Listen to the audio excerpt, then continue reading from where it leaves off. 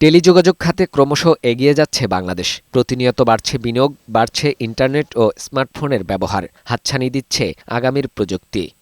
৭০০ megahertz band হল এমন একটি ফ্রিকোয়েন্সি যা মূলত ব্যবহৃত হয় মোবাইল নেটওয়ার্ক এবং ইন্টারনেট সেবার জন্য।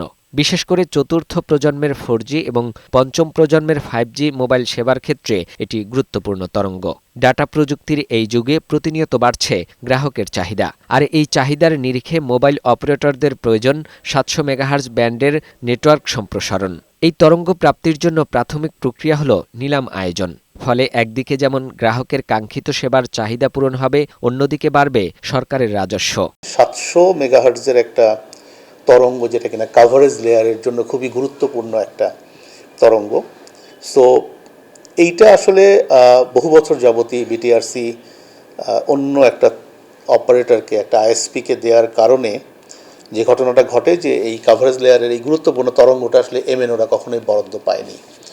সো এটা নিয়ে বহুদিন ধরেই কাজ করছে, সরকারও কাজ করছেন, বিটিআরসি কাজ করছেন, এবং আমরা মনে করি যে এই তরঙ্গটা যত তাড়াতাড়ি বিভিন্ন ধরনের কমপ্লিকেসিকে বা জটিলতা থেকে বের করে এনে বিটিআরসি যখন এটা অবমুক্ত করতে পারবে অপারেটরদের জন্য, এটা আমাদের জন্য ভালো হবে। ২০০৭ সালে ৭০০ মেগাহার্জ ব্যান্ডে ১২ মেগাহার্জ তরঙ্গ বরাদ্দ বিনামূল্যে পেয়েছিল অলওয়েজ অন নেটওয়ার্ক নামের একটি ইন্টারনেট সেবাদাতা আইএসপি প্রতিষ্ঠান।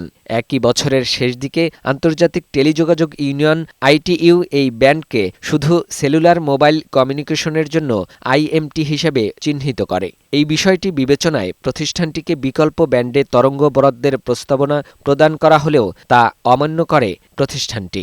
এর ফলে ২০১৪ সালে ৭০০ মেগাহার্জ ব্যান্ডের বরাদ্দকৃত তরঙ্গ বাতিল করে দেয় নিয়ন্ত্রক সংস্থা বিটিআরসি। পরবর্তীতে অলওয়েজ অন নেটওয়ার্ক উক্ত বরাদ্দ বাতিলের বিরুদ্ধে রিট পিটিশন দায়ের করে।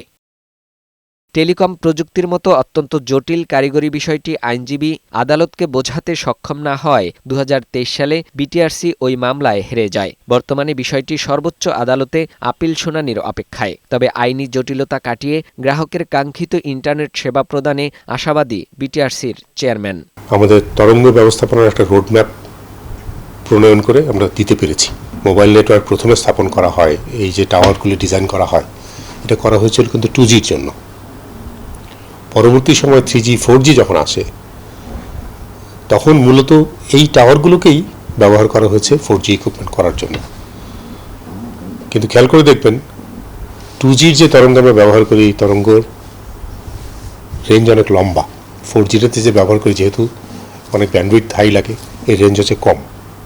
তাহলে কি আমরা ওই একই টাওয়ার ব্যবহার করে যখন 4G ডিভাইস দিচ্ছি, তাহলে ও তো 2Gর সমপরিমাণ দূরত্বে যাচ্ছে না। তাহলে যে মাঝখানের গ্যাপটা, ওইটা পুরো করার জন্য আমাদের দরকার ছিল আরও অনেক নতুন টাওয়ার করা। নতুন টাওয়ার হচ্ছে, কিন্তু যথেষ্ট না। তাহলে এখন বিশেষ করে প্রত্যন্ত অঞ্চলে, গ্রামাঞ্চলে, যেখানে আমার টাওয়ারের ঘনত্ব কম, এক একটা টাওয়ার থেকে আরেকটা টাওয়ার অনেক দূরে, ওইখানে আমার লাগবে হচ্ছে লোয়ার ফ্রিকোয়েন্সি। নিচের দিকের ফ্রিকোয়েন্সি যদি হয়, ওটা রেঞ্জ লম্বা থাকে। সেই জন্য আমরা প্ল্যান করেছি ৭০০ মেগাহার্টসের মানে লোয়ার ব্যান্ডের যে ফ্রিকোয়েন্সিগুলি আছে, নেক্সট আমরা এইটাকে অপশন করবো ইনশাল্লাহ। ৭০০ মেগাহার্জ ব্যান্ডের মোট ৪৫ মেগাহার্জ তরঙ্গ আছে।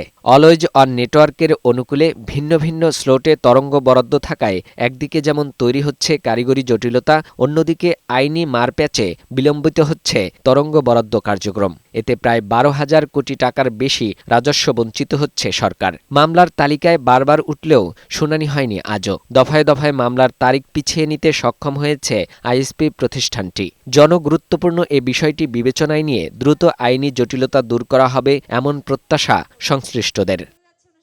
ফাহিম মুনায়েম, বৈশাখী সংবাদ, ঢাকা।